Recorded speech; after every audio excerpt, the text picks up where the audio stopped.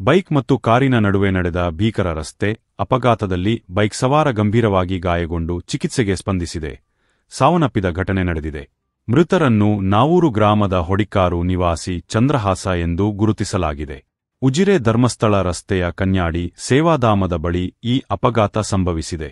Tiles ಅಳವಡಿಕೆಯ ಕೆಲಸ ಮಾಡುತ್ತಿರುವ ಅವರು ಬುಧವಾರ ಬೆಳಗ್ಗೆ ಧರ್ಮಸ್ಥಳ ಕಡೆಗೆ ಕೆಲಸಕ್ಕೆ ಹೋಗುತ್ತಿರುವಾಗ ಎದುರಿನಿಂದ ಕಾರು ಆಗಮಿಸಿ ಮುಖಾಮುಖಿ ಡಿಕ್ಕಿ ಸಂಭವಿಸಿತ್ತು.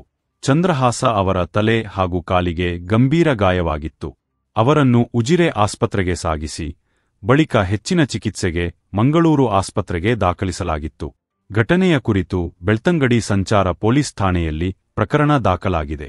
ಚಂದ್ರಹಾಸ್ ಅವರು ವೃದ್ಧ ತಂದೆ ತಾಯಿಗೆ ಏಕೈಕ ಪುತ್ರನಾಗಿದ್ದು, ಇಬ್ಬರು ಸಹೋದರಿಯರಿಗೆ ವಿವಾಹವಾಗಿದೆ. ಅವಿವಾಹಿತರಾಗಿದ್ದ ಚಂದ್ರಹಾಸ ಮನೆಯ ಆಧಾರಸ್ತಂಭವಾಗಿದ್ದರು. ಇದೀಗ ಅವರ ಅಗಲುವಿಕೆಯಿಂದ ಕುಟುಂಬದ ಆಧಾರವೇ ಕಳಚಿದಂತಾಗಿದೆ.